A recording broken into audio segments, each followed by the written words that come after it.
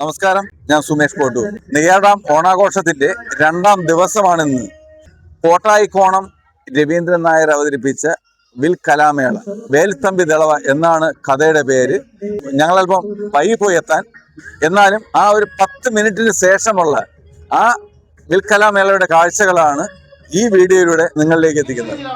തിരുവിതാംകൂർ ഭരണം മുന്നോട്ട് കൊണ്ടുപോകാൻ ശ്രമം നടത്തിയത്, പക്ഷേ കാര്യങ്ങൾ പെട്ടെന്നാണ് കീഴ്മേൽ മറിഞ്ഞത്. ഔട്ടം തിരുനാൾ മഹാരാജാവ് ഒരു ഉപജാവ വൃന്ദത്തിന്റെ കയ്യിലായിരുന്നു. ഈ ഉപജാവ വൃന്ദത്തിന്റെ പ്രധാനിയായിരുന്നു ജയേന്ദ്രൻ നമ്പൂതിരിയും ശങ്കരനാരായണൻ ചെട്ടിയും മാത്യു തരായനും. രാജ്യകാര്യങ്ങളിലും ഭരണകാര്യങ്ങളിലും യഥേഷ്ടം കൈകടത്തുകയും ജനങ്ങളെ ദ്രോഹിക്കുന്നതിലും ഇവർ മുന്നിലായിരുന്നു. പക്ഷേ ഇവരുടെ കാര്യങ്ങൾ നടന്നില്ല. കാരണം ഇവരുടെ വഴിമുടക്കാൻ തിരുവിതാംകൂറിനെ ഇടനെഞ്ചിൽ കാത്തു സൂക്ഷിച്ചൊരു ദിവാനുണ്ടായിരുന്നു, രാജാ കേശവദാസ്.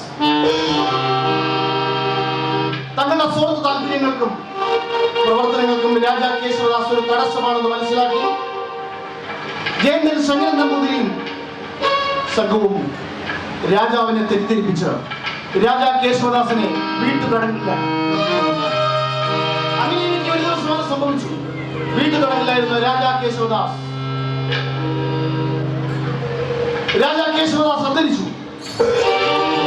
അതിന് സ്വാഭാവികമായിരുന്നില്ല. രാജാ കേശവദാസിനെ എന്നേക്കും ഇല്ലാതാക്കാൻ ജയേന്ദ്രൻ ശങ്കരൻ നമ്പൂതിരിയും അനുചരന്മാരും രാജാ കേശവദാസിനെ വിഷം കൊടുത്തു കൊന്നു.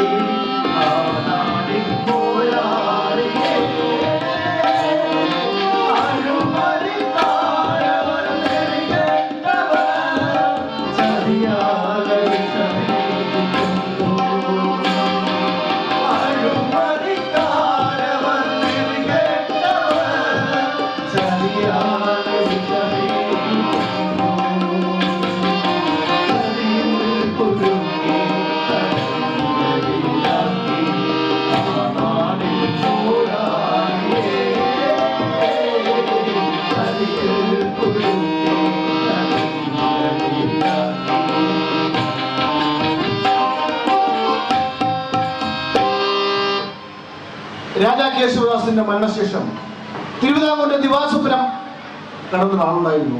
എന്നെങ്കിലും തിരുവിതാംകൂറിന്റെ ദിവാനായി മാറുന്ന സ്വപ്നം കണ്ടിരുന്ന മനുഷ്യൻ. അതാണ് നമ്മൾ പിന്നീട് ദിവാസ്വപ്നം എന്നൊക്കെ പറയാറില്ലേ. ആ പേര് എങ്ങനെയാണ് മനസ്സിലായോ? എങ്ങനെയാണ്? പണ്ട് ജയേന്ദ്രൻ ശങ്കരൻ നമ്പൂതിരി ഉണ്ടല്ലോ, ദിവാസ്വപ്നം കണ്ടിരുന്നു. മനസ്സിലായോ? അല്ല, ദിവാൻ കണ്ട സ്വപ്നമാണ് ദിവാസ്വപ്നമായി പിന്നീട് മാറിയത്. അല്ലേ സാറേ? അങ്ങനെ ചോദിച്ചാൽ പറയാം. അങ്ങനെ ജയേന്ദ്രൻ നമ്പൂതിരിക്ക് ആ ദിവാൻ പദവിയിലേക്ക് എത്താൻ കഴിയില്ല. അതിന് കാരണമുണ്ട്. എന്താണ് ആശായ കാരണം? അന്ന് തിരുവിതാംകൂറൊക്കെ ഭരിച്ചിരുന്നത് രാജാവാണെങ്കിലും അന്ന് ഈസ്റ്റ് ഇന്ത്യ കമ്പനിയുടെ കീഴിലായിരുന്നു നമ്മുടെ നാട്ടുരാജ്യങ്ങളൊക്കെ. അതുകൊണ്ട് ഇംഗ്ലീഷ് ഈസ്റ്റ് ഇന്ത്യ കമ്പനിയുടെ അഭിപ്രായം അറിയണം. അതുകൊണ്ട് തന്നെ ജയേന്ദ്രൻ ശങ്കരൻ നമ്പൂതിരിക്ക് ആ പദവിയിലേക്ക് എത്താൻ കഴിഞ്ഞില്ല. പക്ഷെ മഹാരാജാവ് വെറുതെ ഇരുന്നില്ല. അദ്ദേഹത്തിന് ദളവയുടെ സകല അധികാരങ്ങൾ നൽകി ജയേന്ദ്രൻ ശങ്കരൻ നമ്പൂതിരിയും അനുചരന്മാരെയും ഒപ്പം കൂട്ടി തലക്കൊടുത്ത് ശങ്കരനാരായണൻ ചെട്ടിയെ വലിയ മേലെഴുത്തായും കയ്യിൽ മാത്യു തറയനെ മുഖ്യ ഉപദേഷ്ടാവായി നിയമിച്ചു. പിന്നീട് ഇങ്ങോട്ട് വെറും 25 ദിവസം നീണ്ടുന്ന തിരുവിതാംകൂറിന്റെ ചരിത്രത്തിലെ ഏറ്റവും അഴിമതി നിറഞ്ഞ ദുർഭരണമായി അത് മാറി. അതങ്ങനെയാണല്ലോ, പെട്ടെന്ന് അധികാരം കിട്ടുമ്പോൾ എല്ലാം പെട്ടെന്ന് സമ്പാദിക്കാനുള്ള ഒരു ആർത്തി ഉണ്ടാവും. അത് തന്നെയാണ് അവിടെയും സംഭവിച്ചത്. മാത്യു തരകൻ അവശ്യ സാധനങ്ങളുടെ വില വർദ്ധിപ്പിച്ചു. ശങ്കരനാരായണൻ ചെട്ടി വെറുതെ ഇരുന്നില്ല. പറമ്പുകളും പാടങ്ങളും സ്വന്തം പേരിലേക്ക് എഴുതിയെടുത്തു. എന്തിനേറെ പറയുന്നു, തിരുവിതാംകൂറിലെ ജനങ്ങൾ ഉപ്പിന് വരെ നികുതി കൊടുക്കേണ്ട ഒരു അവസ്ഥയായി മാറി.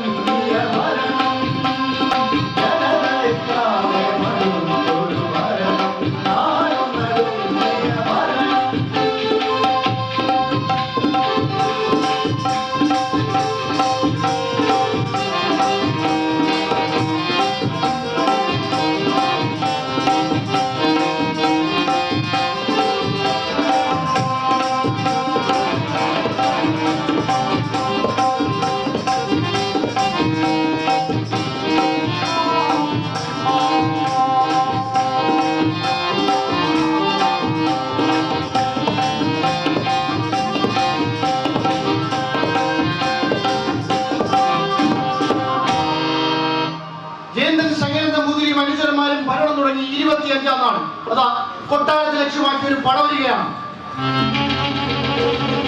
ഈ ഉപചാരത്തിന്റെ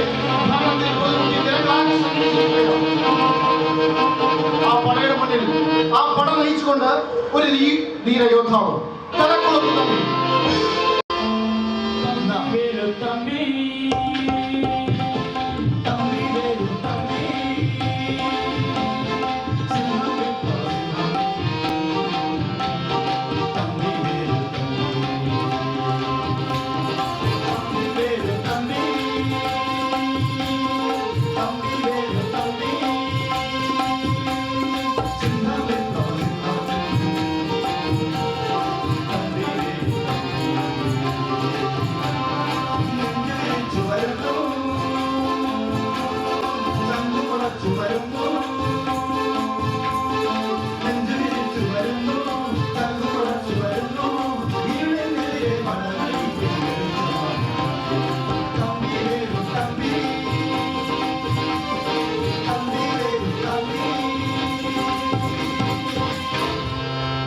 എന്ത് രാജാവിനെതിരെ പട നയിക്കുകയോ?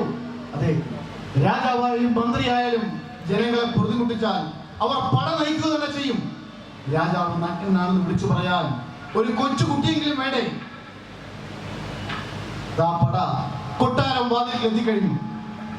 ഇന്ന് തിരുവിതാംകൂർ മഹാരാജാവിനുള്ള പടയല്ല, ഇത് തിരുവിതാംകൂറിനെതിരെയുള്ള പടയല്ല, മറിച്ച് ജയന്തൻ ശങ്കരൻ നമ്പൂതിരി അച്ഛനും മാത്യു തരകനും ശങ്കരനാരായണൻ ചെട്ടിയുമാണെന്ന ശക്തികൾക്കെതിരെയുള്ള പടപ്പുറമാണ്. മഹാരാജാവ് സമരക്കാരുമായി സംസാരിച്ചു. ശ്രീപത്മനാഭന്റെ മണ്ണിലേക്ക് ഇങ്ങനൊരു പടയുടെ ആവശ്യമുണ്ടോ തമ്പി? പേരിത്തമ്പിക്കെന്ന തലക്കുളത്ത് കാര്യക്കാരുടെ പദവിയാണുള്ളത്. മഹാരാജാവിന്റെ ചോദ്യത്തിന് ഒരു സിംഹഗർജനമായിരുന്നു മറുപടി.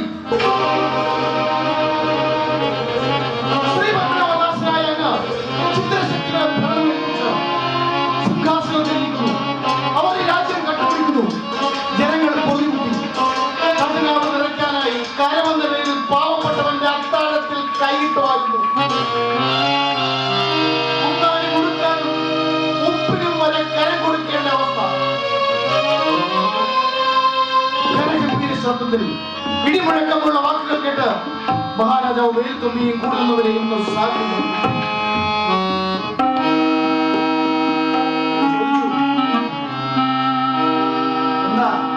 നമ്മെ ആക്രമിക്കാനാണോ നിങ്ങളുടെ പരിപാടി? ഒരിക്കലുമല്ല തിരുമനസ്സേ, ഒരിക്കലുമല്ല. വിശക്കുന്നവൻ അന്നം കൊടുക്കുന്നത് നാട് കൊടുക്കുന്ന പൊന്നു തമ്പുരാന്റെ കടമയാണ്. കഷ്ടപ്പെട്ട് വിയർപ്പുഴക്കി ഒരു നേരത്തെ അന്നത്തിന് വേണ്ടി കഷ്ടപ്പെടുന്നവന്റെ വിദ്യച്ചട്ടിയിൽ കലവെന്ന പേരിൽ കൈയിട്ട് വാരുന്നത് അന്യായമാണ് തമ്പുരാൻ, അന്യായം. ലജ്ജാകരമാണ്, വേദനാകരമാണ്. ഒരു നിമിഷം വേദത്തമ്പിയുടെ വാക്കുകൾ കേട്ട് മഹാരാജാവ് ചിന്തിച്ചു. എന്നിട്ട് ചോദിച്ചു, ശരി, നിങ്ങൾക്കിപ്പോൾ എന്താ വേണ്ടത്? ജനങ്ങളിൽ നിന്ന് പൊന്നു തമ്പുരാന്റെ പേരിൽ നിർബന്ധിത പിരിവ് നടത്തി വസ്തുവകകൾ സമ്പാദിച്ചു കൂട്ടിയ മാത്യു തരകനെയും ശങ്കരനാരായണൻ ചെട്ടിയെയും പൊതുനിരത്തിൽ വിചാരണ ചെയ്ത് ചെവികൾ ഛേദിക്കുക, അവരുടെ വസ്തുവകകൾ കണ്ടുകെട്ടുക. വാക്കുകൾ കേട്ട് മഹാരാജാവരും സേവകരും ഒരു നിമിഷം ശബ്ദരായിപ്പോയി. ആ നിശബ്ദതയെ ഭരിച്ചുകൊണ്ട് വേലുത്തമ്പിയുടെ വാക്കുകൾ വീണ്ടും ഉയർന്നു കേട്ടു. ഇതിനെല്ലാം കാരണക്കാരായ ജയന്തൻ ശങ്കരനാരായണനെ നാട് കടത്തണം. വീണ്ടും നിശബ്ദത.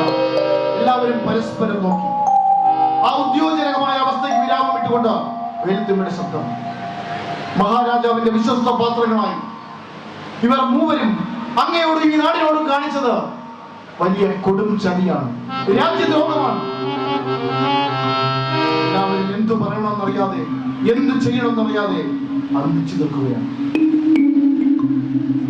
നിശ്ചലമായി നിൽക്കുന്ന ആ അവസ്ഥയിൽ രാജാവിന് വെറും മൗനം മാത്രം.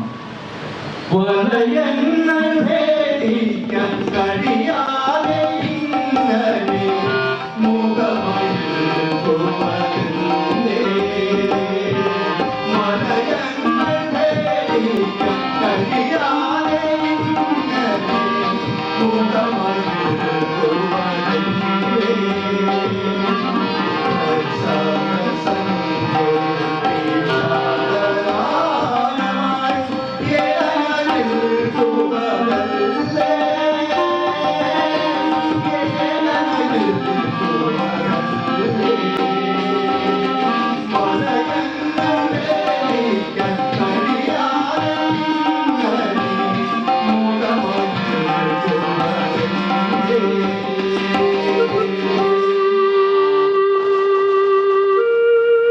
മകനും ഘനീഭവിച്ച നിമിഷാന്ത്യത്തിൽ രാജാവിന്റെ കൽപ്പന ഉയർന്നു. ആരുടെ? ശങ്കരനാരായണൻ ചെട്ടിയെയും മാത്യു തരകന്റെയും ചെവികൾ പൊതുനിരത്തിൽ വെച്ച് ഛേദിക്കുക. ജയന്തൻ ശങ്കരൻ നമ്പൂതിരിയെ നാട് കടത്തുക. എല്ലാവരുടെ വാഗ്ദാനം ഒരു വൻ ദുരന്തത്തെ ക്ഷണനേരം കൊണ്ട് ഒഴിവാക്കിയ സന്തോഷം. മഹാരാജാവിനെ താണുമടങ്ങി പിന്തിരിയാനൊഴിഞ്ഞ വേദത്തമ്പിയെ രാജാവ് ഇതിനദ്ദേഹം മറ്റൊരു കൽപ്പന കൂടി പുറപ്പെടുവിച്ചു. കലക്കം കാര്യക്കാരായ വേലുത്തമ്പിയെ ഇന്നു മുതൽ നാം മുടക്കുമ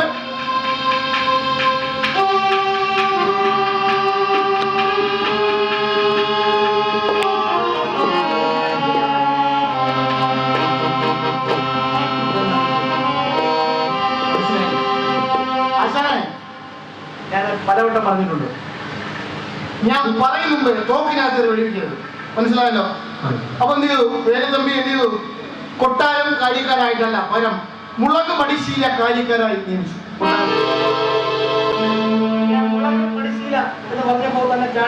മനസ്സിലായ കാര്യം ഉത്തരം പറയാൻ വേണ്ടിയാണ്. മുളക് മടിശീലേക്ക്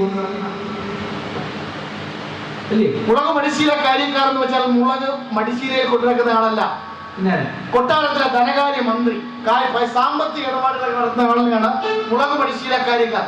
പഴയ പേരാണ് എന്ന് മലയാളത്തിൽ പറയും. ധനകാര്യമന്ത്രി ഇംഗ്ലീഷ് പറയുന്നത്. ആകെ കൺഫ്യൂഷൻ ആയല്ലോ. എന്താണ് വിഷയം? അച്ഛൻ എന്താണ്? മുളക് മടിശീല കാര്യക്കാർ, അങ്ങനെയാണ് പണ്ട് തിരുവിതാംകൂർ വിളിച്ചത്. അത് മതി. അങ്ങനെ വേലുത്തമ്പിയെ മുളക് മടിശീല കാര്യക്കാരായി നിയമിച്ചു. ദിനരാത്രങ്ങൾ കഴിഞ്ഞുപോയി. കാലചക്രങ്ങൾ തിരിഞ്ഞുകൊണ്ടേയിരുന്നു. അതാ കൽക്കുളത്ത് വീട്ടിൽ എല്ലാവരും സന്തോഷത്തിലാണ്, എല്ലാവരും ആഹ്ലാദത്തിലാണ്. അവിടെ നോക്കൂ, എല്ലാവരും സന്തോഷത്തിന്റെ സന്തോഷിക്കാൻ ഒരു കാര്യം ഉണ്ടാവുമല്ലോ. അങ്ങനെ ഒരു കാര്യമുണ്ട് സന്തോഷിക്കാൻ. ആഘോഷം, ഇത്ര വലിയ സന്തോഷം, അതിനൊരു കാരണമുണ്ടാവും. മറ്റൊന്നുമല്ല, പൊന്നുതമ്പുരാൻ തിരുമനസ്സുകൊണ്ട് ചമ്പയകുതിനെ സർവാധികാരിക്കാരായി നിയമിച്ചിരിക്കുന്നു. വലിയ വീട്ടിൽ വേലായുധം തമ്പി ഇനി മുതൽ സർവാധികാരിയേക്കാൾ.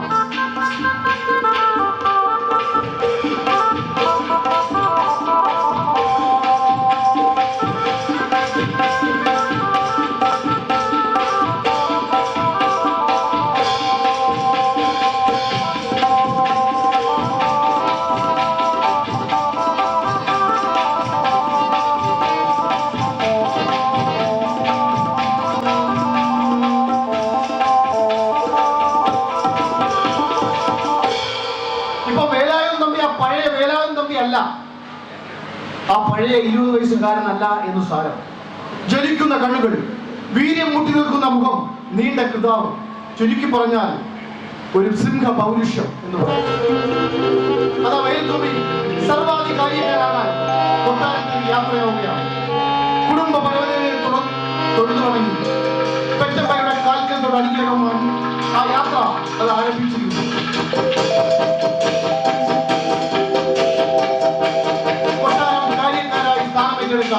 പിറന്ന നാടിന്റെ സേവനത്തിനായി വേലുത്തമ്പി കൊട്ടാരത്തിലേക്ക് പുറപ്പെട്ടു. അദ്ദേഹം സർവാധികാരിക്കരായി സ്ഥാനമേറ്റെടുത്തതിനു ശേഷം തന്റെ പേരിനൊപ്പം ദിളവ എന്ന് കൂടി കൂടിച്ചേർത്തു. അധികാരത്തിന്റെ ഗുണങ്ങൾ എന്നാണ് അദ്ദേഹം അതിന് നിർവചനം നൽകിയത്. പിന്നീട് അദ്ദേഹം വേലുത്തമ്പി ദിളവയായി അറിയപ്പെട്ടു. അദ്ദേഹം സ്ഥാനമേറ്റെടുത്ത ശേഷം വെറുതെ ഇരിക്കുകയായിരുന്നില്ല. മറ്റു മന്ത്രിമാരെ പോലെ സ്വത്തുവകകൾ തന്റെ പേരിലേക്ക് എഴുതിയെടുക്കുകയായിരുന്നില്ല അദ്ദേഹം ചെയ്തത്. രാജ്യത്തെ നാശവുമായി കിടന്ന ക്ഷേത്രങ്ങൾ എല്ലാം പുനരുദ്ധരിച്ചു. പിന്നീട് ചന്തകൾ സ്ഥാപിച്ചു. കുമാരകോവിലെ വെള്ളിക്കുതിര അദ്ദേഹം നിർമ്മിക്കുകയും ചെയ്തു. പിന്നീട് രാജ്യത്താകമാനം കണ്ടെഴുത്ത് നടത്തുകയും തലയോലപ്പറമ്പിലും ചങ്ങനാശ്ശേരിയിലും പുതിയ ചന്തകൾ സ്ഥാപിക്കുകയും ചെയ്തു. മറ്റൊന്നുകൂടിയുണ്ട്. കൊല്ലം, ആലപ്പുഴ പട്ടണങ്ങളെ തമ്മിൽ ചേർത്തുകൊണ്ട് തുറമുഖ പട്ടണമായി വികസിപ്പിക്കാനുള്ള വിത്ത് പാകിയത് വേലുത്തമ്പിയായിരുന്നു. അദ്ദേഹം തന്റെ രാജ്യത്തിനായി അക്ഷീണം പരിശ്രമിച്ചുകൊണ്ടേയിരുന്നു.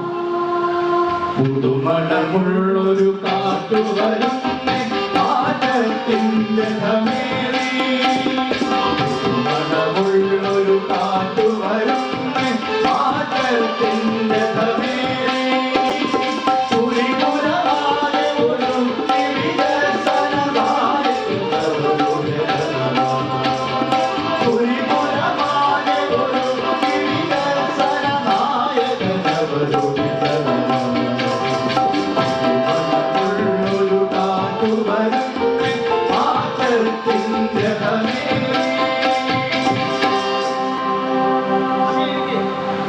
അങ്ങനെ എനിക്ക് വളരെ രസകരമായ ഒരു സംഭവം ഉണ്ടായി. കരത്തിന്റെ കുടിശ്ശിക പരിശോധിക്കുന്നതിൽ തന്റെ തറവാട്ടിൽ നിന്നുള്ള കുടിശ്ശിക കാണാനില്ല. വലിയ വീട്ടിൽ തറവാട്ടിൽ നിന്നുള്ള കുടിശ്ശിക കാണാനില്ല. വേലുത്തമ്പി അസ്വസ്ഥനായി. അദ്ദേഹം കരം പിരിവുകാരനെ വിളിച്ചു.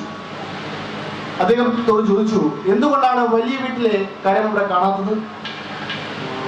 കാര്യസ്ഥന്റെ മറുപടി ഇതായിരുന്നു, അങ്ങ് ദളവയായിരിക്കുമ്പോൾ അങ്ങയുടെ തറവാട്ടിൽ നിന്ന് കരമടക്കേണ്ട കാര്യമുണ്ടോ? അതുകൊണ്ട് തന്നെ നാം അത് ഒഴിവാക്കിയിരിക്കുന്നു. വേലുത്തമ്പി പ്രീതിപ്പെടുത്താൻ വേണ്ടി അദ്ദേഹം ചെറിയ പണിയാണ്. ഓഹോ, അങ്ങനെയാണോ? അങ്ങനെയാണെങ്കിൽ ഞാൻ നിനക്കൊരു സമ്മാനം നൽകുന്നുണ്ട്. കാര്യക്കാരന് സന്തോഷമായി. അദ്ദേഹം സമ്മാനം വാങ്ങാൻ തന്റെ ഇരുകരങ്ങളും മുന്നിലേക്ക് നീട്ടി. ഇവിടുത്തെ സാധാരണക്കാരായ ജനങ്ങൾ കരമടക്കുമ്പോൾ എന്നെ കരത്തിൽ നിന്ന് ഒഴിവാക്കിയിരിക്കുന്നല്ലേ, നിനക്ക് സമ്മാനം നൽകാൻ ഞാൻ തീരുമാനിച്ചിരിക്കുന്നു. അദ്ദേഹം പറഞ്ഞു, നീ ചെയ്തത് രാജ്യദ്രോഹ കുറ്റമാണ്. അതിനുള്ള ശിക്ഷ നീ അനുഭവിക്കണം. ആരവിടെ? ഈ കള്ളത്തരം കാണിച്ച ഇവന്റെ വിരലുകൾ ഛേദിക്കണം. കൽപ്പന പ്രകാരം കാര്യക്കാരന്റെ വിരലുകൾ അറുത്തു മാറ്റപ്പെട്ടു. നീതി നിലവാരത്തിൽ കണ്ണിന് കണ്ണ്, പല്ലിന് പല്ല്. ഇതായിരുന്നു വേലുത്തമ്പിയുടെ നയം. വിട്ടുവീഴ്ചയില്ലാത്ത നീതിന്യായ നിർവഹണം. ഈ കാലഘട്ടത്തിലാണെങ്കിലും അഴിമതി ചെയ്യുന്നതിന് ഒത്താശ പാടുവാൻ അധികാരികളുണ്ടാവും. 2 ദിവസം കഴിയുമ്പോൾ കള്ളൻ കള്ളനെന്നാണ്. കട്ടും ചതിച്ചും കൊള്ളയടിച്ചും പണമുണ്ടാക്കുക എന്നതും മാത്രമാണ് മനുഷ്യന്റെ ലക്ഷ്യമായി മാറുന്ന കാലഘട്ടം. എത്ര സമ്പാദിച്ചാലും പണത്തിനുള്ള ആർത്തി ഒടുങ്ങുന്നില്ല. 7 വർഷത്തെ വേലുത്തമ്പിയുടെ കാലഘട്ടം തിരുവിതാംകൂറിന്റെ ചരിത്രത്തിലെ സുവർണ കാലഘട്ടമായാണ് അറിയപ്പെട്ടിരുന്നത്. തിരുവിതാംകൂർ ദിവാനായി വേലുത്തമ്പി സ്ഥാനം ഏറ്റെടുക്കുമ്പോൾ അദ്ദേഹത്തെ അലട്ടിയിരുന്നൊരു വലിയ പ്രശ്നമുണ്ടായിരുന്നു. തിരുവിതാംകൂറിന്റെ ഒരു കടം. തിരുവിതാംകൂറിന്റെ കടം വന്ന് 25 ലക്ഷം രൂപയായിരുന്നു. ഈ 25 ലക്ഷത്തിന് അന്ന് എത്ര വലിപ്പം ഉണ്ടായിരുന്നത് പഴമക്കാർക്കറിയാം. അണാ പൈസയുടെ കാലഘട്ടമാണ്, അല്ലേ? അങ്ങനെയല്ലേ അണാ പൈസ? അപ്പൊ അതിന് 25 ലക്ഷം എന്ന് പറഞ്ഞാൽ എത്ര വരും? എത്ര കോടി വരും? ലക്ഷം കോടി വരില്ലേ? വരും. അങ്ങനെയാണെങ്കിൽ ഈ ഇത്രയും വലിയ കടം തിരുവിതാംകൂർ ഉണ്ടായിരുന്നു. പ്രധാനപ്പെട്ട ഒരു സംഗതി മറ്റൊന്നുണ്ട്. എല്ലാ നാട്ടുരാജ്യങ്ങളും ഈസ്റ്റ് ഇന്ത്യ കമ്പനിക്ക് കപ്പം കൊടുക്കണമായിരുന്നു. അങ്ങനെ തിരുവിതാംകൂറും 4 ലക്ഷം രൂപ ഈസ്റ്റ് ഇന്ത്യ കമ്പനിക്ക് കപ്പം കൊടുക്കാനുണ്ടായിരുന്നു. ഒന്ന് ആലോചിച്ച് നോക്കൂ, പിറന്നനാടിൽ ജീവിക്കാൻ വൈദേശികന് കപ്പം കൊടുക്കേണ്ടി വരുന്ന അവസ്ഥ. കപ്പലിൽ കയറി വന്ന പരിദേശികൾക്ക് തട്ടും തടുക്കുമിട്ട് കൊടുത്ത് മിഷ്ടാന ഭോജനം നൽകി വീശതയാൽ വീശി ഉറക്കി കച്ചവടത്തിൽ ഒരു പിടി മണ്ണ് നൽകിയപ്പോൾ പോർച്ചുഗീസുകാരും ഡച്ചുകാരും ഇംഗ്ലീഷുകാരും ഇവിടെ നിന്ന് സുഗന്ധവ്യഞ്ജനങ്ങളായ ഏലവും കുരുളവും ചുക്കും കയറ്റി അയച്ചപ്പോൾ കൂടെ കയറി പോയത് നമ്മുടെ മാനം കൂടി ആയിരുന്നു എന്ന് നമ്മൾ മറന്നു പോകരുത്. എന്തിനും ഏതിനും സഞ്ചാരത്തിന് പോലും കരം കൊടുക്കേണ്ട ഒരു അവസ്ഥ. ആത്മാഭിമാനമുള്ള ഒരാൾക്ക് പെറ്റമ്മയും പിറന്നാളും സ്വർഗത്തെക്കാൾ സുന്ദരമെന്ന് കരുതുന്ന ഒരാൾക്ക് പോലും അടങ്ങിയിരിക്കാൻ കഴിയാത്തൊരവസ്ഥ. വർഷങ്ങളോളം നമ്മുടെ ജീവനെയും നമ്മുടെ സഹോദരിമാരുടെ മാനത്തെയും അവരുടെ കാൽക്കീഴിൽ ചവിട്ടി പിടിച്ചു. നാടുവാഴികൾ അവരുടെ ആത്മീയത്തിൽ സ്നേഹിക്കുന്ന പാപങ്ങളായി മാറി. എതിർത്തവർ എല്ലാവരും അരിക്കൊല ചെയ്യപ്പെട്ടു. സ്വാതന്ത്ര്യം തന്നെ അമൃതം, സ്വാതന്ത്ര്യം തന്നെ ജീവിതം, പാരതന്ത്ര്യം മാനികൾക്ക് മൃതിയേക്കാൾ ഭയാനകം. അതെ, മാനികൾക്ക് സ്വാതന്ത്ര്യം മരണത്തെക്കാൾ ഭയാനകമാണ്. ബന്ധനക്കാഞ്ചന കൂട്ടിലാണെങ്കിലും ബന്ധനം തന്നെ പാലിക്കും. ഇങ്ങനെ വൈദേശിക ആധിപത്യത്തിനെതിരെ സർവശക്തിയും എടുത്ത് പോരാടുന്ന കാലം. പക്ഷേ വൈദേശിക ശക്തികൾക്ക് മുന്നിൽ നാം കാലങ്ങളായി തോറ്റുകൊണ്ടേയിരുന്നു. അങ്ങനെ തികച്ചും അരാജകത്വം ഭീതിയിലവരുടെ കാലത്താണ് വേലുത്തമ്പി ദളവ തിരുവിതാംകൂറിന്റെ പിളവയായി മാറുന്നത്. സ്വാതന്ത്ര്യത്തെ കൂട്ടിലടച്ചൊരു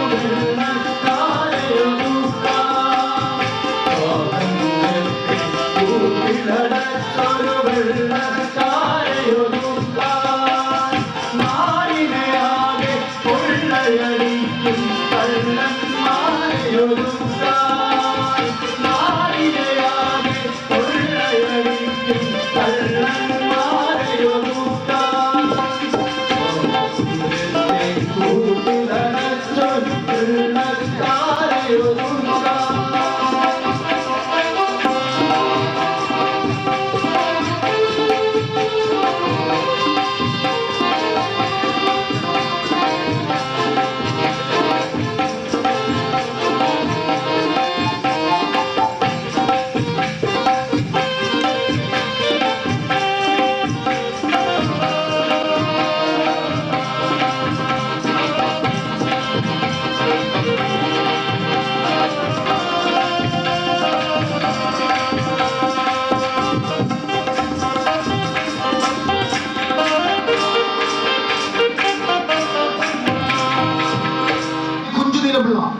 സുബ്ബയ്യൻ, മുത്തുപിള്ള, ഈ മൂവരും ചേർന്ന് എങ്ങനെയെങ്കിലും വേലുത്തമ്പിയെ അധികാരത്തിൽ നിന്ന് പുറത്താക്കാനുള്ള ചർച്ചകൾ ആരംഭിച്ചു.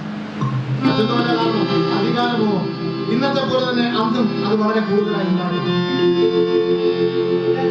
അധികാരം അല്ലെ, അതൊരു പ്രധാനപ്പെട്ട കാര്യമായിരുന്നു. അന്നും അങ്ങനെയൊക്കെ ആയിരുന്നു. കാരണം ലോകം എന്ന സുഖത്തിന്റെ പിന്നാലെ പായുകയാണ്. അതിപ്പോ പഞ്ചാബി ആയാലും മറാഠി ആയാലും പാഴ്സി ആയാലും സിഖുകാരനായാലും മലയാളി ആയാലും ആരായാലും തന്നെ എന്താണ്, മറ്റുള്ളവർ എങ്ങനെ പോകുന്നു എന്നല്ല, തനിക്ക് സുഖം ലഭിക്കണം, തന്റെ കുടുംബത്തിന് ഒന്നാവണം എന്ന ചിന്ത മാത്രമാണ്. അപ്പുറത്തിലെ പുരയിടത്തിലെ വെള്ളം അല്പം തന്നെ പറമ്പിലേക്ക് വന്നാൽ നായ്ക്കളെ പോലെ കടികൂടുന്ന ആളുകൾ. പക്ഷേ പ്രകൃതി ഒന്ന് ശോഭിച്ചപ്പോൾ, മഹാപ്രളയം ആർത്തലശെത്തിയപ്പോൾ ആരുടെയൊക്കെ പുരയിടത്തിലൂടെ ആരുടെയൊക്കെ വെള്ളം ഒഴുകിയെന്ന് നമുക്ക് പറയാൻ കഴിയുമോ? കോടികൾ ചിലവഴിച്ച് നിർമ്മിച്ച കെട്ടിടങ്ങൾ, മലിനജലം അതിലൂടെ ഒഴുകുന്നതെന്നും ആർക്കും കൊണ്ട് പരാതി ഉണ്ടായിരുന്നില്ല. അന്ന് എല്ലാവരും ജീവനെ കൊണ്ട് ഓടി ഒഴിക്കുന്ന അവസ്ഥയുണ്ടായിരുന്നു. പ്രകൃതിയുടെ സംഹാര താണ്ഡവത്തിൽ ഒന്നും തടഞ്ഞു നിർത്താൻ ഒരു പ്രകൃതി ശക്തിയുടെയും കഴിയില്ല, ഒരു ശാസ്ത്രത്തിനും കഴിയില്ല എന്ന് നാം തിരിച്ചറിഞ്ഞ ആളുകളാണ്. ആ മഹാപ്രളയത്തിൽ, ഇപ്പോഴുണ്ടായ പ്രളയത്തിലുമൊക്കെ നമ്മെ സഹായിക്കാൻ ഓടിയെത്തിയ നമ്മുടെ പ്രിയപ്പെട്ട മത്സ്യത്തൊഴിലാളികൾക്കും ലോകം ഒരു കുഞ്ഞൻ വൈറസിനുള്ളിൽ പകച്ചു നിന്ന കാലഘട്ടത്തിൽ ദൈവദൂതരായി നമ്മളൊക്കെ ഒപ്പെത്തിയ ആരോഗ്യ പ്രവർത്തകർക്കും ഭാവനയുടെ ഒരു ബിഗ് സല്യൂട്ട്.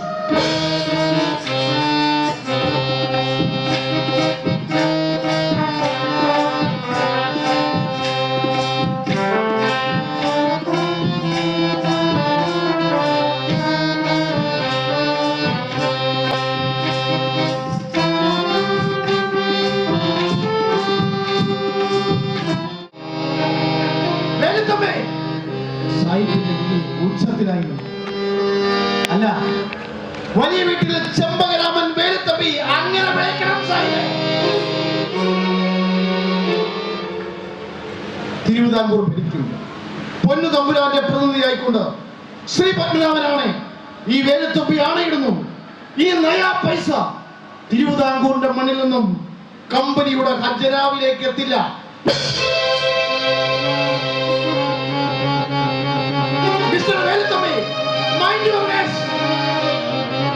കമ്പനിയെ പിഴക്കുന്നത് ഉചിതമല്ല, അത് ആലോചിക്കുന്നത് നല്ലതാണ്. അതിന് വലിയ വില കൊടുക്കേണ്ടി വരും.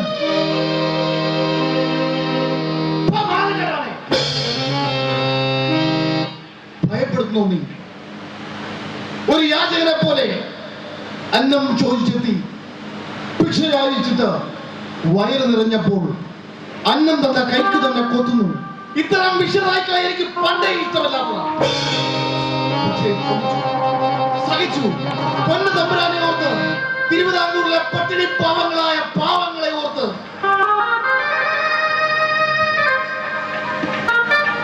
ഇനി കപ്പത്തിന്റെയും കരത്തിന്റെയും പേരിൽ തിരുവിതാംകൂറിന്റെ മണ്ണിൽ കാലുകുത്തിയാൽ നിന്റെ തലക്കുളത്തിലായിരിക്കും. മിസ്റ്റർ വേലത്തമ്പി, ദുഃഖിക്കേണ്ടി വരും, ഒരുപാട് ദുഃഖിക്കേണ്ടി വരും. ഇല്ല സാഹിബേ, അങ്ങനെ ദുഃഖിക്കാൻ വേണ്ടി മാത്രം വേലുത്തമ്പിയുടെ ഈ കഴുത്ത് നിന്റെ വാൾമൂലത്തുമ്പിൽ ഉണ്ടായില്ല. വേലുത്തമ്പിയും മെക്കാളോ പ്രഭുവും തമ്മിൽ യുദ്ധത്തിനുള്ള നാന്ദി കുറിക്കുകയായിരുന്നു. പിന്നീട് പലയിടത്ത് വെച്ചും വേലത്തമ്പി നയിക്കുന്ന തിരുവിതാംകൂർ സൈന്യവും കമ്പനി സൈന്യവും തമ്മിൽ ഏറ്റുമുട്ടി.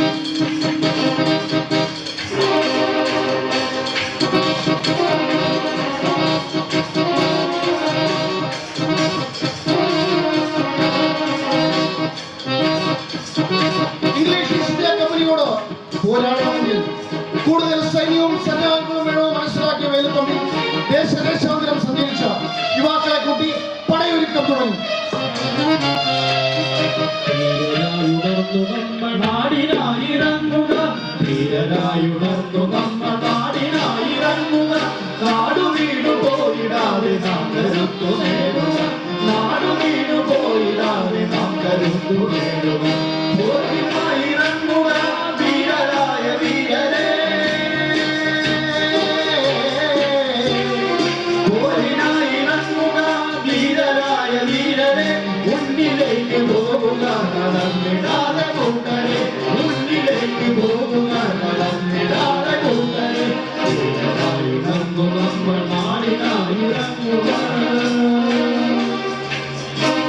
യുവാക്കളെ ചേർത്ത് പടയൊരുക്കത്തിന്റെ ഭാഗമായി 1809 ജനുവരി 4 അദ്ദേഹം കുണ്ടറ വിളംബരം പുറപ്പെടുവിച്ചു. ശക്തമായ ഭാഷാശൈലിയും നേതൃത്വവും ആ വിളംബരത്തിൽ പ്രചരിച്ചു കാണുന്നുണ്ട്. ഇന്നും വേലുത്തമ്പിയുടെ സ്മാരകമായി കുണ്ടറയിൽ അത് നിലനിൽക്കുകയാണ്. ഇംഗ്ലീഷ് ഈസ്റ്റ് ഇന്ത്യ കമ്പനിക്ക് അവിഹിതമായി പ്രവർത്തിച്ചു എന്ന കാരണത്താലും ഉപജാവ സംഘത്തിന്റെ നിരന്തര പ്രവർത്തനത്തിനാലും അത് സംഭവിച്ചു. 1809 മാർച്ച് 18 വേലുത്തമ്പിയെ തിരുവിതാംകൂറിന്റെ ദളവാസ്ഥാനത്തു നിന്നും പൊന്നുതമ്പുരാൻ നീക്കം ചെയ്തു. വേലുത്തമ്പിക്ക് തന്റെ കർമ്മപഥത്തിലേറ്റ ഏറ്റവും വലിയ മുറിവായിരുന്നു അത് കുരുക്ഷേത്രത്തിൽ പത്മയുഗത്തിൽ അകപ്പെട്ട അഭിമന്യുവിനെ പോലെ. ചെമ്മഗ്രാമൻ വേലുത്തമ്പി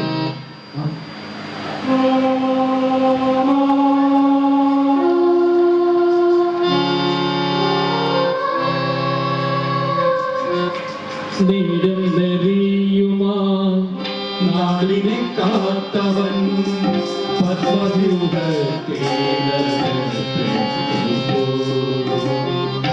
നീരും നെറിയുമായി നാടിനെ കാത്തവൻ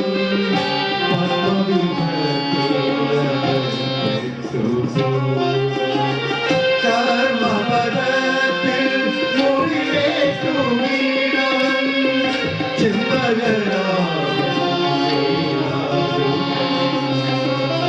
കർമ്മപദത്തിൽ മുറിവേറ്റു വീണവൻ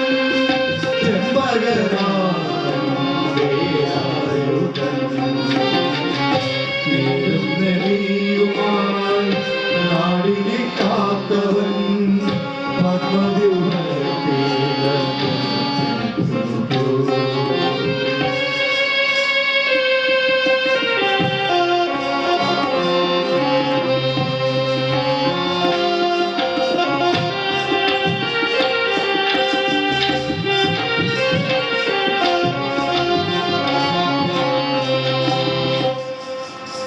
പിറന്ന നാട്ടിലെ കൂടപ്പിറപ്പുകൾക്ക് ഉണ്ണാനും ഉടുക്കാനും ജീവിക്കാനുമുള്ള സ്വാതന്ത്ര്യത്തിനായി ഉറങ്ങാതെ കർമ്മോത്സുകനായി പ്രവർത്തിച്ച വേലുത്തമ്പിക്ക് ഒടുവിൽ കിട്ടിയ വീരശൃംഖല ദളവ പദവിയിൽ നിന്നുള്ള പുറത്താക്കൽ.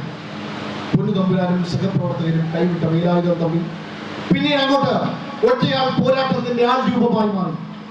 ഒരു ഉപജാവ സംഘത്തിന്റെയും കുതന്ത്രങ്ങൾക്ക് പാത്രമാകാതെ വെള്ളക്കാരായ വേട്ടനായ്ക്കൾക്ക് പിടികൊടുക്കാതെ ഒളിഞ്ഞും തിളഞ്ഞും അവരോട് പോരാടി അദ്ദേഹം മുന്നേറി. ഇടത്തും വലത്തും നിൽക്കാൻ പടനായകയില്ലാതെ, പടയണിയില്ലാതെ, പകലും മഞ്ഞും മഴയും വഹിക്കാൻ അദ്ദേഹം ഒരിടത്ത് നിന്ന് മറ്റൊരിടത്തേക്ക് പായുകയായിരുന്നു. പക്ഷെ വെള്ളപ്പട്ടാളം അടങ്ങിയിരുന്നില്ല. വേലത്തമ്പിയെ ജീവനോ അല്ലാതെയോ പിക്കുന്നവർക്ക് അവർ ഇനാം പ്രഖ്യാപിച്ചു, അതായത് സമ്മാനം. വേലത്തമ്പിയുടെ തലയ്ക്ക് അവർ വിലയിട്ടു. നാടിന്റെ മുക്കിലും മൂലയിലും വെള്ളപ്പട്ടാളം അരിച്ചു പിറക്കി. വേലത്തമ്പിയുടെ പൊടി പോലും അവർ കണ്ടെത്താൻ കഴിഞ്ഞില്ല. വെളുപ്പൂട്ട വെള്ളപ്പട്ടാളം കുടിലുകൾ കത്തിച്ചു, നിരപരാധികളെ പീഡിപ്പിച്ചു. പക്ഷേ ഒരിടത്തുനിന്ന് പോലും, ഒരാളിന്റെ നാവിൽ നിന്ന് പോലും അവർക്ക് വേലത്തമ്പിയെ കുറിച്ച് ഒരക്ഷരം പോലും കിട്ടിയില്ല. കൊടുത്തില്ലവരാരും ഒപ്പം നിന്നൊരു നായകനെ കൊടുത്തില്ലവരാരും ഒപ്പം നിന്നൊരു നായകനെ കാശിനൊന്നില്ലവരുടെ നേരു നിറഞ്ഞൊരു ഹൃദയത്തെ കാശിനൊന്നില്ലവരുടെ നേരു നിറഞ്ഞൊരു ഹൃദയത്തെ ഒത്തുകൊടുത്തില്ലവരാരും ഒപ്പം നിന്നൊരു നായകനെ.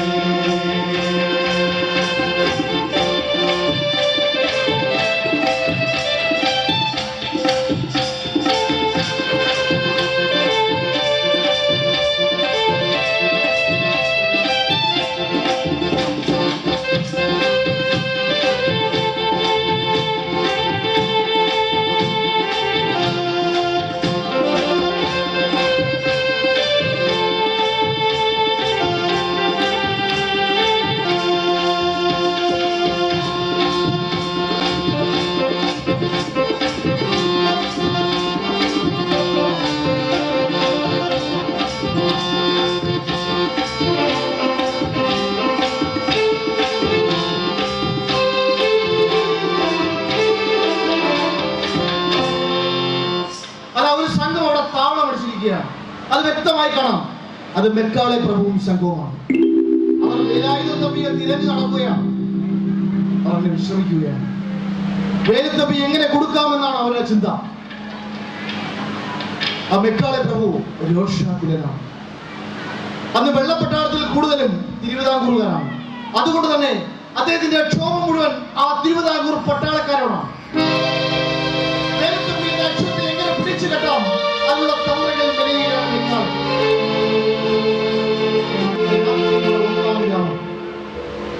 കിളിമാനും കൊട്ടാരത്തിന്റെ പഠിപ്പിടണമെന്ന് ഒരാൾ പൂമുഖത്തെത്തി. ആ പൂമുഖവാതിലിൽ തട്ടുകയാണ്. വാതിൽ തുറന്ന കിളിമാനൂർ തമ്പുരാന്റെ മുന്നിൽ നിൽക്കുന്ന ആ രൂപത്തെ കണ്ട് തമ്പുരാനൊന്ന് ഞെട്ടി.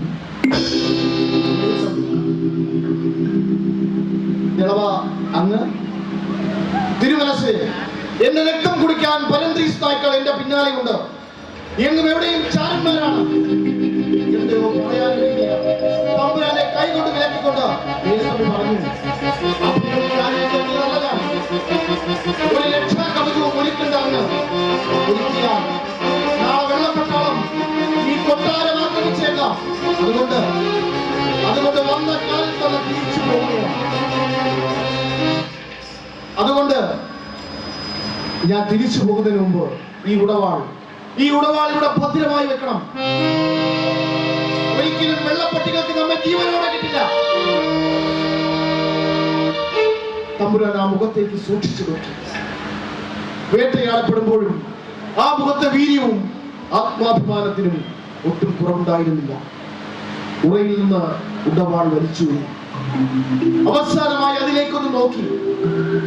ആ ഉടവാൾ തമ്പുരാന്റെ കൈകളിലേക്ക് വെച്ചു. യാത്ര പറയാതെ, പിന്തിരിഞ്ഞു നോക്കാതെ വേലുത്തമ്പി യാത്രയാണ്.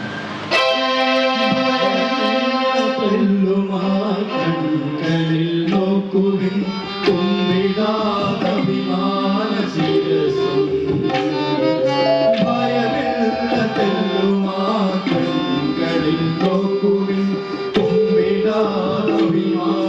ശിരസും ഉടയിൽ നിന്നുടവാഴ്വലിച്ചോടി നൽകിയ നാടിന്റെ മന്നന്റെ കയ്യിൽ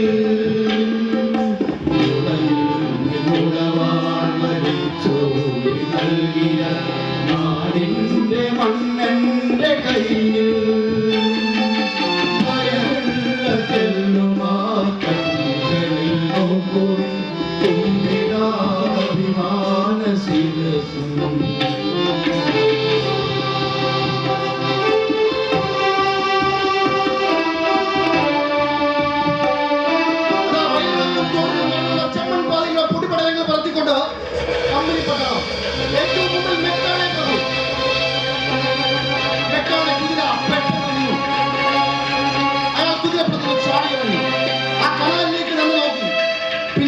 ഏറ്റവും പിന്നിൽ നിന്ന ഒരാളെ ആംഗ്യത്തിലേക്ക് വിളിച്ചു.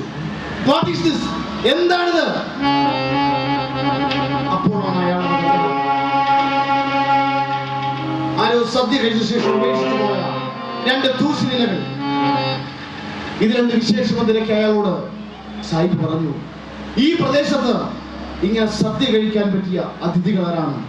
ഏതോ സ്പെഷ്യൽ ഗസ്റ്റ് കൊടുത്തതാണ്. മേ ബി ആരാണ് അതിഥി? വാട്ട് ഈസ് അതിഥി? ആരാണ് അതിഥി? അച്ഛനെ അതിഥി ആരാണ്? സ്പെഷ്യൽ ഗസ്റ്റ് ആരാണ്? തൂശനിൽ ഭക്ഷണം വിളമ്പാൻ പറ്റിയ അതിഥി ആരാണ്? Who is that? അയാൾ ആലോചിച്ചു, പിന്നെ പറഞ്ഞു, മേ ബി അത് വേലത്തിന്റെ ആയിരിക്കും. Yes, come on, wash. അയാൾ കുതിരപ്പുറത്തേക്ക് ചാടിക്കയറി വീണ്ടും കുടിവെള്ളം പറഞ്ഞുകൊണ്ട് അശ്വരീകം പറഞ്ഞു.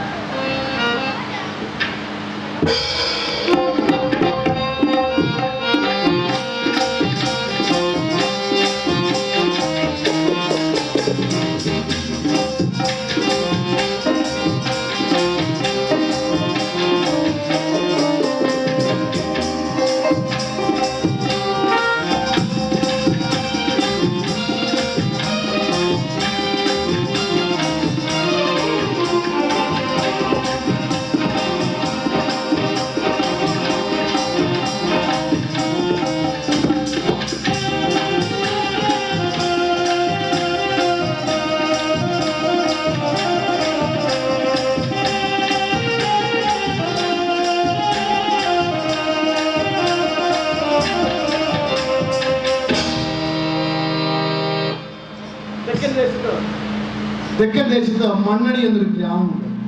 വയലേലകളും പയറും പാവലും സമൃദ്ധമായി കാച്ചു കിടക്കുന്ന, വിയർപ്പൊഴുകുന്ന, അധ്വാനിക്കുന്ന സാധാരണക്കാരായ ജനങ്ങൾ വസിക്കുന്ന ഒരു ഗ്രാമം. ആ കാർഷിക ഗ്രാമത്തിൽ ഗ്രാമദേവത കുടികൊള്ളുന്നൊരു കാവുണ്ട്, മണ്ണടിക്കാവ്.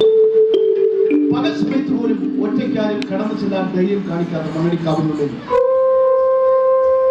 2 യുവാക്കൾ എന്ന് പറഞ്ഞാൽ തേജസ്സാർന്ന മുഖം. അവരുടെ മുഖം കണ്ടാൽ തന്നെ അറിയാം സാധാരണക്കാരൻ തന്നെ. മണ്ണടിക്കാവിനുള്ളിൽ മണ്ണടിക്കാവിലമ്മയുടെ തിരുസന്നിധിയിൽ നിൽക്കുന്നത് മറ്റാരുമല്ല, വേലുത്തമ്പിയും അനുജൻ പത്മനാഭൻ തമ്പിയും. തേടിക്കരയുന്ന അനുജൻ പത്മനാഭൻ തമ്പിയെ നോക്കി ആശ്വസിപ്പിച്ചുകൊണ്ട് വേലുത്തമ്പി പറയുകയാണ്, കരയുന്നോടാ, നീ കരഞ്ഞാൽ ഈ അണ്ണന് അപമാനം. പ്രാണൻ കൊലക്കയറിൽ പിടയുമ്പോഴും ചിരിക്കണോടാ. ഈ വൈദേശികളെ നായ്ക്കളെ നോക്കി ചിരിക്കണം. ആ ചിരിയിൽ അവർ മനസ്സിലാക്കണം, ഞങ്ങൾക്ക് പ്രാണൻ പുല്ലായിരുന്നെന്ന്.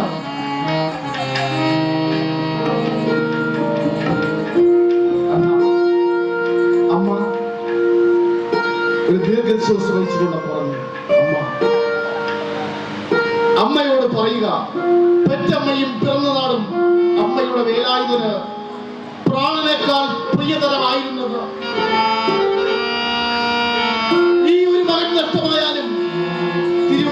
ദേശത്ത് 1000 മക്കൾ അമ്മയ്ക്കുണ്ടാകുമെന്ന് നീ അമ്മയോട് പറയുക.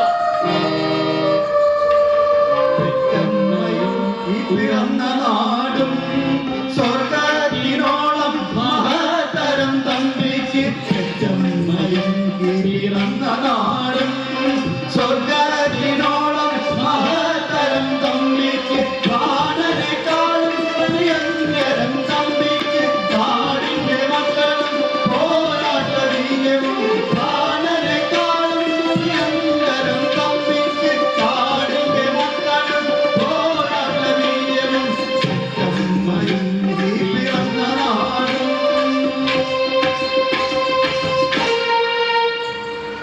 വെള്ളപ്പട്ടാളത്തിന്റെ കൈകളിൽ നിന്ന് രക്ഷപ്പെടുത്തിയാണ് വേലുത്തമ്പി ഈ മണ്ണിക്കാരൻ. കൂട്ടത്തിൽ നിന്നുകൊണ്ട് ആരൊക്കെയോ അദ്ദേഹത്തെ ഒറ്റുകൊടുത്താവാം. ചിലപ്പോൾ അതിഥിയെ പോലെ സ്വീകരിച്ചിരുത്തി അന്നം വിളമ്പിയിട്ട് ശത്രുവിനെ വിവരം അറിയിച്ചതുമാകാം. ഇരുവേളും തലയിൽ വെച്ച് ഏങ്ങിക്കരയുന്ന പത്മനാഭത്തമ്പി ചോദിച്ചു, അന്നാ നമുക്ക് സന്ധി ചെയ്താലോ? അതിനൊരു അലർച്ചയായിരുന്നു മറുപടി. സന്ധി ചെയ്യുകയോ?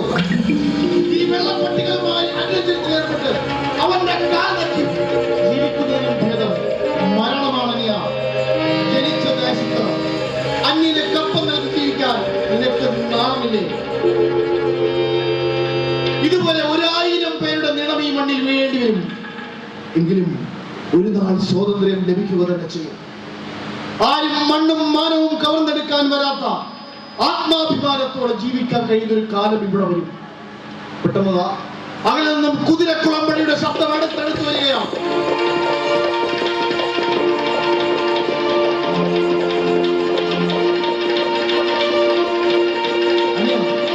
നമ്മുടെ ചാരന്മാരാരെങ്കിലും ആയിരിക്കും. പോയി നോക്കി വരൂ. ആരെന്നറിയാൻ കാവിന് പുറത്തെത്തിയ പത്മനാഭത്തമ്പി അധികം വേഗത്തിൽ തിരിച്ചെത്തി. അണ്ണ ചലിച്ചു. വെള്ളപ്പട്ടാളം പേരുണ്ട്. എന്ത് ചെയ്യും? നമുക്ക് രക്ഷപ്പെടാൻ കഴിയില്ല.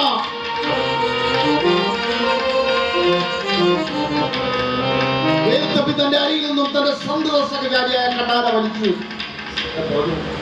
അരിയ വെള്ളക്കാരന്റെ കയ്യിൽ ഇന്ന് ജീവനോടെ കിട്ടിയാൽ അവരുടെ കൈവയ്ക്കും. അത് നമ്മുടെ മണ്ണിനും എനിക്കും മാനക്കേടാണ്.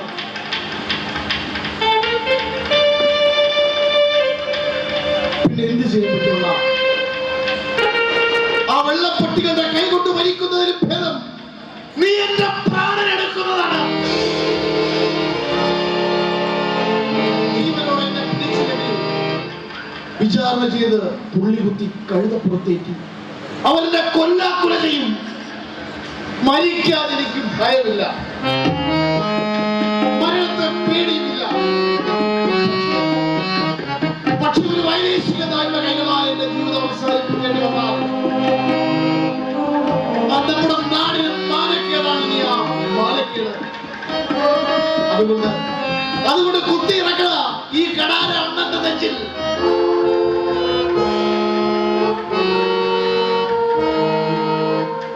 എനിക്ക് പറ്റില്ലെന്ന, എന്നെ കൊണ്ട് കഴിയില്ല. നിന്ന് കരയാതെ അണത്തം കട്ടണോ? എന്നെ അവർക്ക് വിട്ടുകൊടുക്കാതെ എന്നെ കൊല്ലണ നീ. അതിനൊക്കെയുള്ളൊരു മറുപടി ഒരു അലർച്ച മാത്രമായിരുന്നു. അത് ആ കുതിരക്കുളമ്പടിയുടെ ശബ്ദമാണ് തടുത്തു വരികയാണ്. തന്റെ അനുജന്റെ കൈകളിലേക്ക് ആ കടാര വച്ചു പിടിപ്പിച്ചു. ഈ കടാര എന്റെ ഇടനെഞ്ചിലേക്ക് കുത്തിയിറക്ക്. എന്നിട്ട് നീ വേഗം രക്ഷപ്പെട്ടോ? ഇല്ലെന്നാ എനിക്കാകില്ല. ശ്രീ പത്മനാഭ കാത്തോളിൽ നിന്ന് ഉറക്കെ വിളിച്ചു. ആ കടാര നമ്മുടെ ഇടനെഞ്ചിലേക്ക് കുത്തിയിറക്കി. മണ്ണടിക്കാവിലെ മരച്ചില്ലകളുടെ പകച്ചു നിൽക്കുന്ന പത്മനാഭത്തമ്പിയോട് പറഞ്ഞു, നീ രക്ഷപ്പെട്ടു വെക്കോ.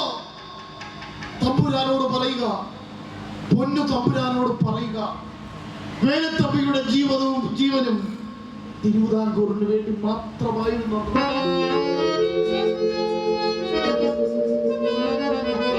അമ്മയോട് പറയുക, എനിക്ക് വീരസ്വർഗം പിറന്ന മണ്ണിനായി മകന്റെ രക്തം ചെയ്തതിൽ അഭിമാനിക്കണമെന്ന് കണ്ണീർ പൊഴിക്കരുതെന്ന് അമ്മയോട് പറയുക. പറ്റോ? പോയി രക്ഷപ്പെട്ടോ? അവരെത്തിക്കഴിഞ്ഞു. പറ്റോ?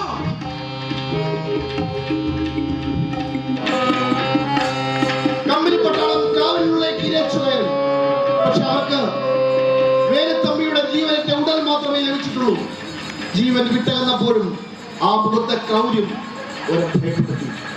അങ്ങനെ 1809 മാർച്ച് 6 വേലുത്തമ്പി എന്ന ധീരദേശാഭിമാനി പിറന്ന നാടിനായി ജീവത്യാഗം ചെയ്തു. എരിഞ്ഞടങ്ങിയ ചിരയല്ല അവനണഞ്ഞു പോയ വിളക്കല്ല.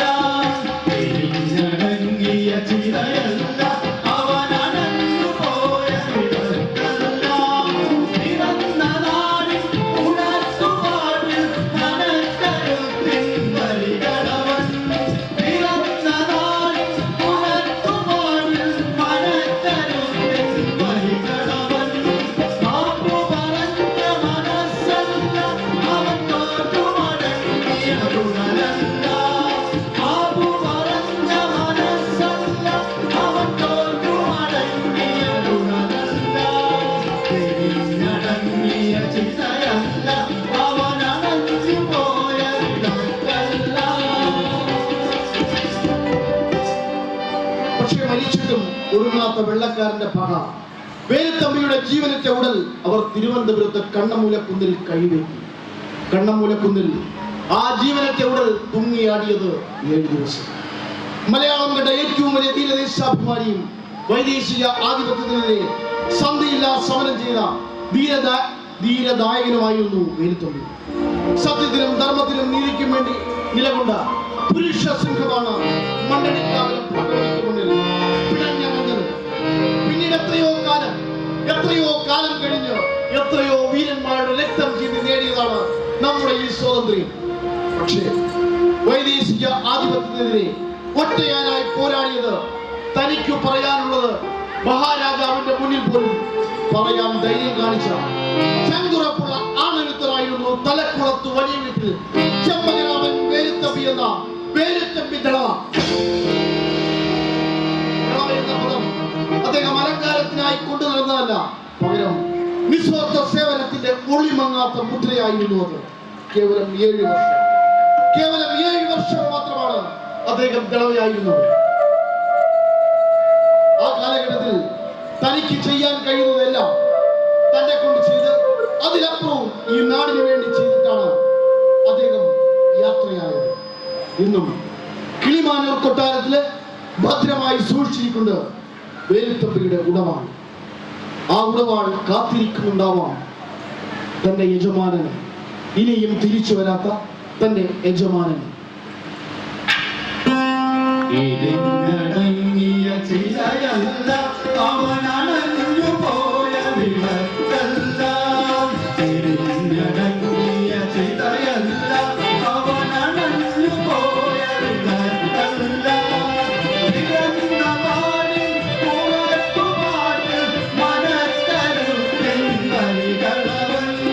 പിറന്ന നാടിൻ ഉണർത്തുപാടിൽ മനക്കരുത്തിൻ വരികളവൻ. മാപ്പു പറഞ്ഞ മനസ്സല്ല